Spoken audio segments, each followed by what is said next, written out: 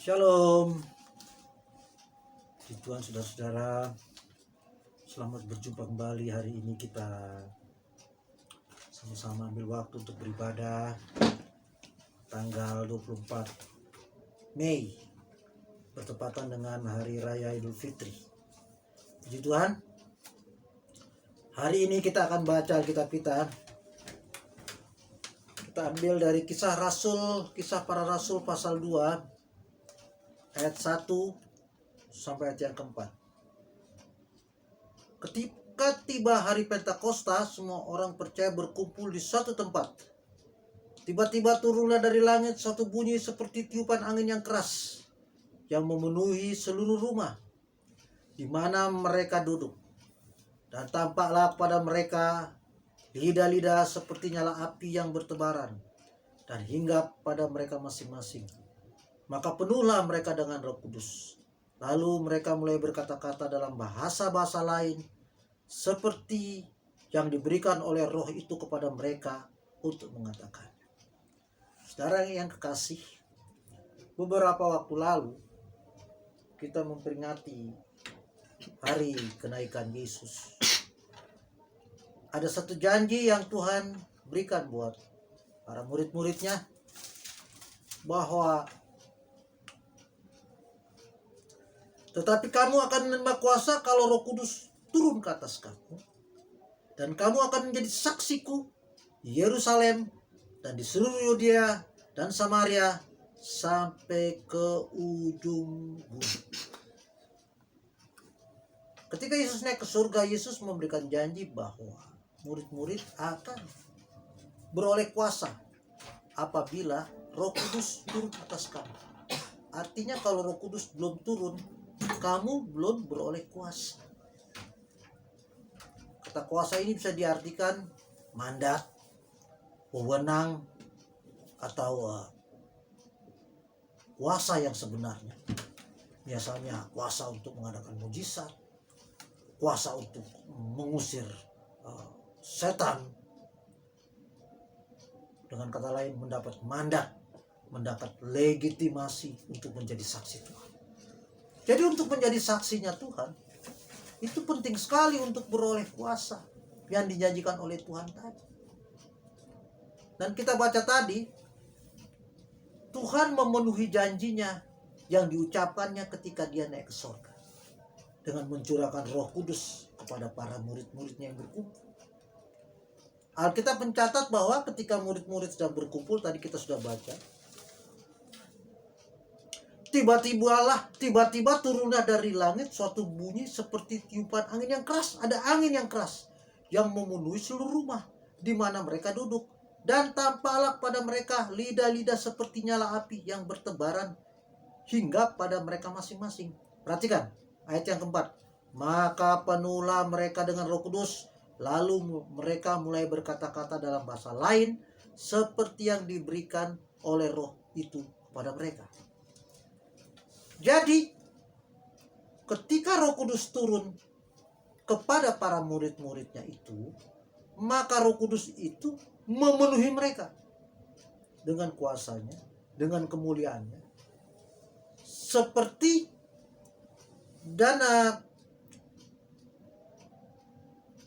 tampak pada mereka ada lidah-lidah seperti nyala api yang kita lihat seperti di kompor, di lilin, dan lidah-lidah itu hinggap pada setiap orang, dan orang-orang yang dihinggapi itu dipenuhi dengan Roh Kudus. Setelah dipenuhi Roh Kudus, mereka pun mulai berkata-kata dalam bahasa-bahasa lain seperti yang diberikan oleh Roh itu kepada mereka untuk mengatakannya. Jadi ketika orang dipenuhi Roh Kudus dulu, lalu orang itu mulai berkata-kata dengan bahasa lain, berdoa dalam bahasa lain. Jadi harus dipenuhi Roh Kudus dulu. Saya pakai kata yang lebih luas dengan kata dipenuhi. Dipenuhi itu artinya Roh Kudus itu memenuhi pikiran kita, berarti menguasai pikiran kita. Memenuhi mulut kita, menguasai mulut kita. Memenuhi hati kita, menguasai hati kita. Memenuhi perasaan kita, menguasai perasaan kita. Memenuhi tangan dan kaki kita, menguasai tangan dan kaki kita. Saya pakai kata yang lebih luas lagi. Kata memenuhi berarti kita ada di dalam pimpinan, penguasaan, dan bimbingan Roh Kudus seutuhnya, sepenuhnya, dalam berpikir, dalam berprasangka, dalam segala tindakan kita. Jadi selain mengalami dipenuhi Roh Kudus, maka orang tersebut akan berdoa dalam bahasa-bahasa lain. Jadi pertama harus dipenuhi Roh Kudus dulu. Kalau kita baca tadi,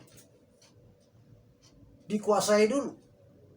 Sekarang kalau kita baca tadi, orang bertanya begini, ya Pak, sekarang kita lihat fenomena orang berdoa dalam bahasa roh nih di mana-mana nih. Apakah ini ada kaitannya dengan Kisah Rasul 2 ayat 4? Ada kaitan. Coba kita baca. Saya lanjut baca. Dalam Kisah Rasul pasal 2 ayat 7 sampai 11. Maaf, dari ayat yang ke-6. Ketika turun bunyi itu berkerumunlah orang banyak, mereka bingung karena mereka masing-masing mendengar rasul-rasul berkata-kata dalam bahasa mereka sendiri. Mereka semua tercengang-cengang dan heran lalu berkata, bukankah mereka semua orang Galilea? Berkata-kata itu orang Galilea. Bagaimana mungkin kita masing-masing mendengar mereka berkata-kata dalam bahasa kita sendiri, yaitu bahasa yang kita pakai di negeri asal kita. Kita orang Parsia, Media, Elam, penduduk Mesopotamia, Yudea, Kapadokia, Pontus dan Asia, Frigia dan Pamfilia, Mesir dan daerah-daerah Libya yang berdekatan dengan Kirene, pendatang-pendatang dari Roma, baik orang Yahudi maupun penganut agama Yahudi, orang Kreta dan orang Arab. Kita mendengar mereka berkata-kata dalam bahasa kita sendiri tentang perbuatan besar yang dilakukan Allah. Jadi ketika orang berdoa dengan bahasa yang lain yang sekarang orang sebut bahasa roh, sebetulnya orang itu sedang mengalami dipenuhi oleh Roh Kudus. Dampaknya adalah orang itu berdoa, mengeluarkan kata-kata yang berbeda. Yang berikut, kata-kata itu yang kita lihat tadi yang terjadi, bahasa yang dikenal oleh manusia. Kalau kita baca tadi, ada 15 bahasa.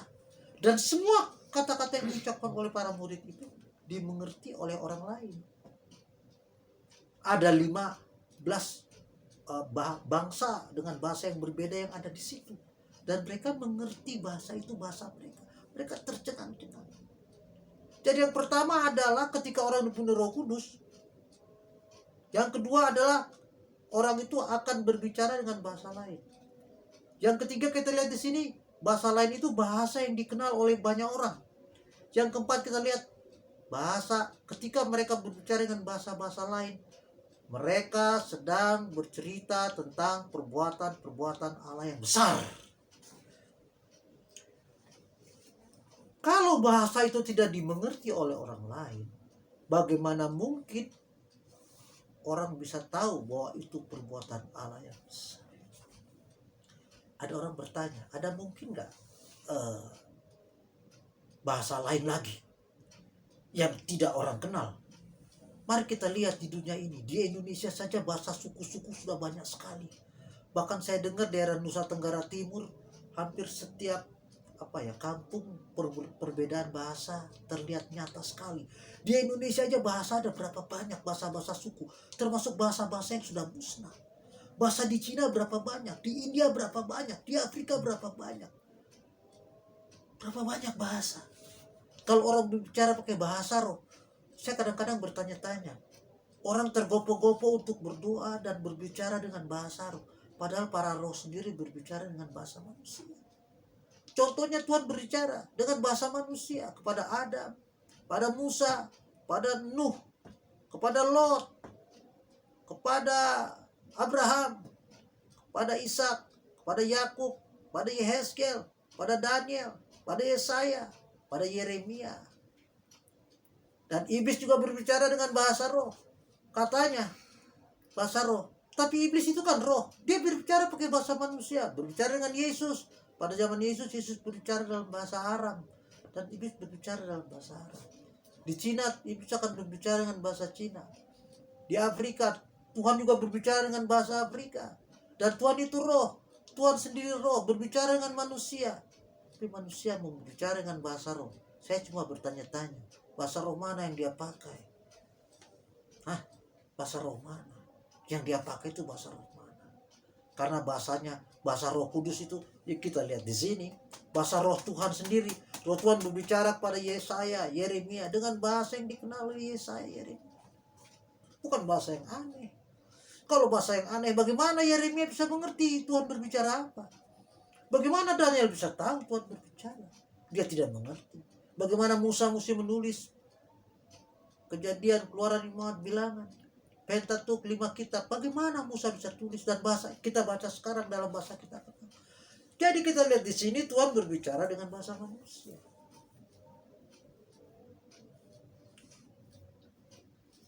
Tuhan bicara dengan bahasa manusia.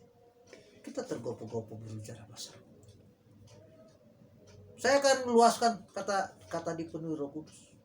Ketika Roh Kudus memenuhi kita, berarti Roh Kudus menguasai kita. Bayangkan, Allah pencipta langit dan bumi, Tuhan semesta alam yang luar biasa itu, yang memenuhi jagat raya ini, sekarang hadir dalam hidup kita, memenuhi diri kita. Dahsyat kan?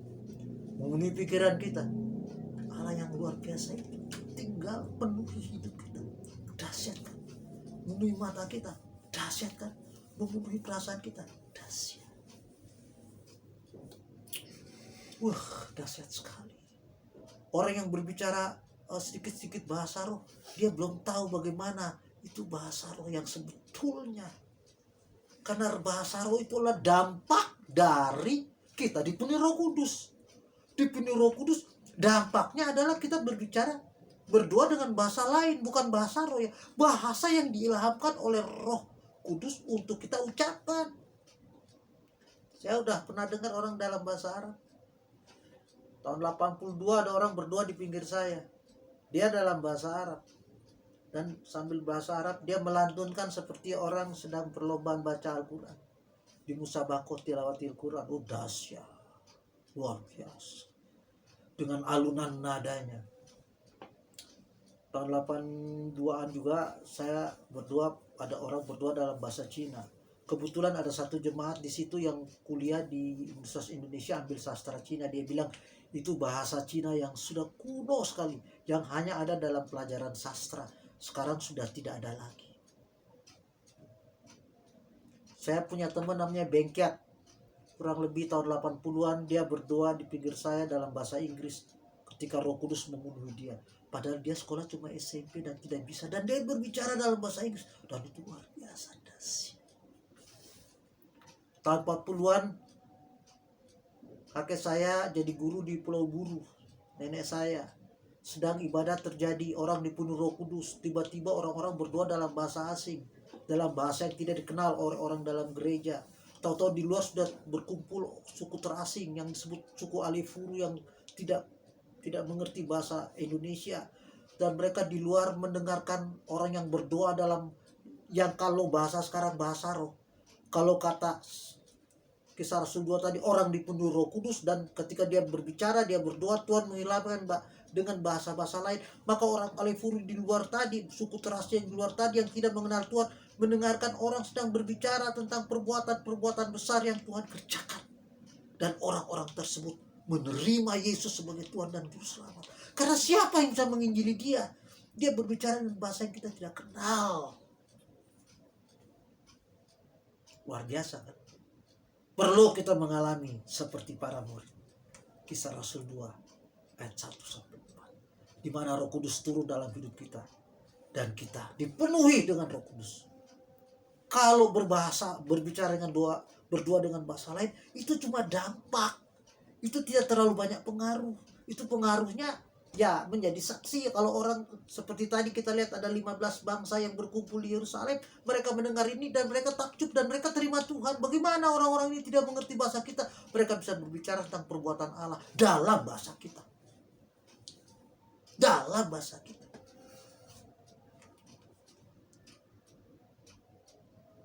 Tetapi perhatikan, berbicara dalam, kalau yang sekarang di gereja kenal dengan bahasa roh, itu adalah otoritas, adalah hak Roh Kudus. Ketika Roh Kudus memenuhi hidup kita, maka Roh Kudus menyuruh kita berbicara, mengilhamkan, menaruh perkataan yang lain di mulut kita, dalam pikiran kita. Dan kalau Roh Kudus belum memberi kata-kata di mulut kita dan kita ucapkan, berarti kita mendahului, atau dengan kata lain, kita melakukan sesuatu yang Roh Kudus, menjadi hak Roh Kudus, dan kita ambil alih. Harusnya Roh Kudus yang mengilhamkan kita dan menaruh kata-kata yang bahasa lain itu di mulut kita. Sekarang Roh Kudus tidak memberi atau belum memberi, kita sudah berbicara, kita lancang. Itu bukan hak kita, itu bukan hak pendeta, itu bukan hak gereja, itu haknya Roh Kudus. Itu bukan hak kita. Kalau kita bisa ngomong bahasa Jerman, kita ngomong bahasa Jerman, tapi itu bukan dipenuhi Roh Kudus. Karena untuk berbicara bahasa lain yang seperti yang diilhamkan oleh Roh Kudus, seperti yang tertera dalam Kisah Rasul 2 ayat 1-4, fasenya, tahapannya, kita dipenuhi dulu oleh Roh Kudus, lalu Roh Kudus itu memberikan kata-kata lain. Kalau ada yang mendahului ini sebelum Roh Kudus lakukan, kita lancang. Kata sederhananya, kita mengambil alih apa yang dikerjakan oleh Roh Kudus. Itu pemalsuan. Seperti orang membuat uang palsu, orang itu berhadapan dengan negara. Ini adalah hak Roh Kudus untuk berdoa, memberikan doa dalam bahasa-bahasa lain. Ini hak Roh Kudus. Kalau orang main stempel, ini bahasa roh, dan menganggap saya bisa, ini lancang. Karena mereka belum mengalami bagaimana sesungguhnya dipenuhi Roh Kudus. Luar biasa. Bayangkan Allah yang besar itu turun dan tinggal dalam hidup kita. Masuk dalam dahsyat. Saudara dikasih Tuhan, ini peristiwa besar. Mari kita siapkan pikiran dan hati kita untuk memberikan ruang Roh Kudus turun dalam hidup kita. Kalau kita baca dalam Kisah Rasul 1,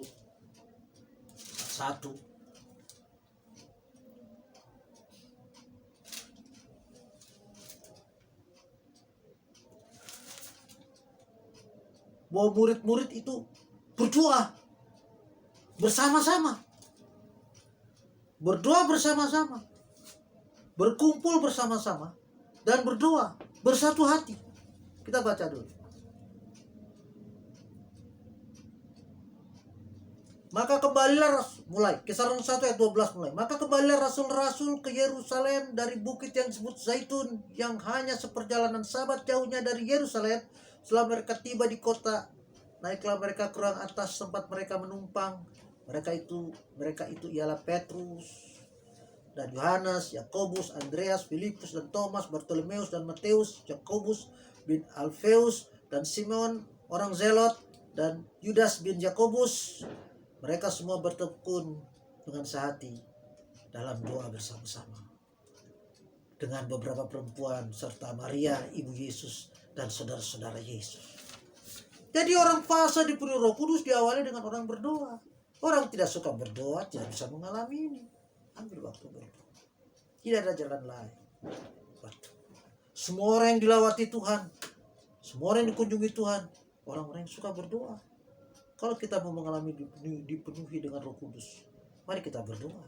Dan jangan lancang mengucapkan kata bahasa roh tadi yang disebut katanya bahasa roh. Itu adalah hak prerogatif dari Roh Kudus.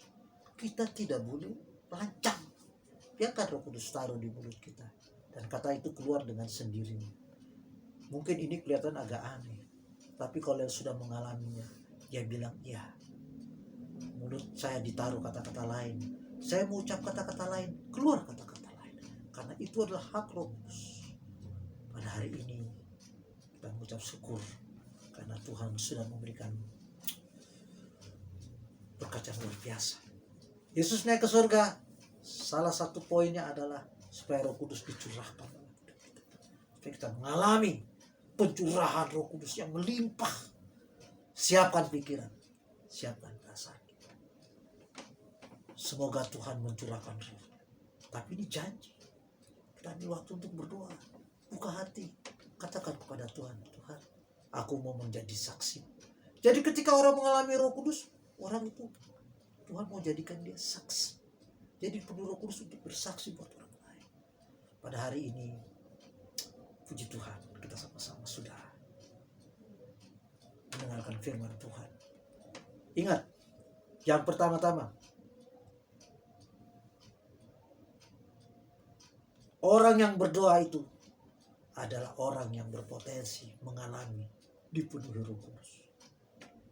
Dipenuhi Roh Kudus itu artinya Roh Kudus memenuhi hidup kita dan menguasai hidup kita dan memimpin hidup kita. Bagaimana kita tahu bahwa kita dipenuhi Roh Kudus? Taunya ketika kita berdoa, Tuhan menaruh doa dalam bahasa lain di bibir kita. Keluar kata lain. Bukan atas kemauan kita, bukan atas kehendak kita, bukan karena kita mau bicara, tidak. Itu hak Roh Kudus untuk taruh kata-kata lain. Apa dampaknya? Dampaknya sudah jelas ketika Roh Kudus tinggal dalam hidup kita. Turun dalam hidup kita, memenuhi hidup kita. Yang sudah jelas hidup baru kita alami. Roh Kudus akan memimpin kita untuk melakukan hal-hal yang baik, hal yang kita mengampuni orang lain, mengasihi orang lain, tenggang rasa, peduli. Yang berikut, ketika Roh Kudus itu sudah menguasai hidup kita, dari mulut kita akan keluar kata-kata yang hanya untuk bercerita tentang perbuatan Allah yang ajaib. Ingat, Roh Kudus itu memimpin kita untuk menceritakan perbuatan Allah yang ajaib dalam hidup kita. Puji Tuhan. Mari kita. Bapa dalam surga, terima kasih Tuhan. Pada hari ini kami mengucap syukur. Kami sudah sama-sama membaca firman yang mengajar kepada kami. Bahwa Tuhan berjanji mencurahkan roh-Nya. Dan ketika kami curahkan roh, Roh Kudus memenuhi hidup kami. Dan sebagai tandanya, dari bibir mulut kami, Tuhan menaruh bahasa-bahasa lain. Dan bahasa lain itu sebagai tanda kami tahu bahwa Roh Kudus sedang memenuhi hidup kami, sedang menguasai kami, sedang memimpin kami. Untuk kami bercerita tentang perbuatan Allah yang ajaib dalam hidup kami. Untuk berbicara kepada orang lain bahwa Yesus kami, Yesus yang luar biasa, Tuhan Yesus yang baik. Terima kasih buat hari ini. Terima kasih buat firman-Mu. Tuhan memberkati setiap jemaat-Mu yang mendengarkan firman-Mu. Tuhan curahkan roh-Mu di dalam nama Yesus. Roh Allah melawati dan dicurahkan buat setiap pribadi yang mendengarkan firman. Di dalam nama Yesus, Tuhan curahkan roh. Penuhi perasaan kami, penuhi pikiran, penuhi jiwa dan roh kami. Di dalam nama Yesus, biarlah Roh Kudus bekerja dengan luar biasa. Tuhan Yesus yang baik, kami berdoa Tuhan pada hari ini. Tuhan memberkati bangsa dan negara kami ini. Tuhan berkati berlimpah-limpah. Tuhan tilik bangsa kami. Tuhan berkati para pemimpin di negeri ini, di negara kami, negara Indonesia. Di dalam nama Yesus, Tuhan curahkan roh-Mu. Bekerja di seluruh negeri ini ya Tuhan. Supaya Indonesia ini mengalami kemuliaan Tuhan dan pencurahan kuasa-Mu Tuhan. Terpuji nama-Mu Tuhan Yesus Kristus. Kami berdoa Tuhan buat bangsa kami dan permukaan seluruh bumi ini yang mengalami wabah Tuhan corona. Di dalam nama Yesus, Tuhan berbelas kasihanlah. Tuhan bekerja dan pulihkan Tuhan. Tuhan, biarlah kuasa-Mu dicurahkan memenuhi seluruh permukaan bumi dan memulihkan setiap kami. Biarlah Tuhan berkemurahan buat kami ya Tuhan, supaya kami mengalami pemulihan, supaya dunia boleh melihat betapa ajaibnya Tuhan. Terima kasih Tuhan Yesus. Kami serahkan keluarga-keluarga ke dalam tangan-Mu. Kami berdoa Tuhan perdamaikan suami dan istri-istri. Tuhan perdamaikan orang tua dan anak. Tuhan damaikan antara anak dan orang tua. Tuhan perdamaikan para sahabat dengan sahabat. Terima kasih Tuhan Yesus yang baik. Kami ucap syukur buat kemurahan Tuhan pada hari ini. Kami terima kasih Tuhan Yesus yang baik. Terima kasih. Lawati Tuhan seluruh gereja-gereja di seluruh permukaan bumi. Biar kuasa-Mu memenuhi seluruh negara-negara yang dilanda oleh wabah di dalam nama Yesus. Biarlah Tuhan kemurahan-Mu Tuhan dicurahkan buat kami. Terima kasih Tuhan Yesus. Saudara-saudara yang kekasih, terimalah berkat berlimpah-limpah. Biarlah kasih karunia dari Bapa di surga dan damai sejahtera dari Tuhan Yesus Kristus dan persekutuan, bimbingan, tuntunan, naungan, pencerahan dari Roh Kudus kiranya menyertai kita semua mulai daripada hari ini sampai akhir hidup, sampai Maranatha, sampai kita semua masuk dalam kerajaan surga. Di dalam nama Tuhan Yesus Kristus kami mengakhiri ibadah minggu yang indah dan berbahagia ini. Haleluya. Amin. Shalom. Tuhan Yesus memberkati kita semua.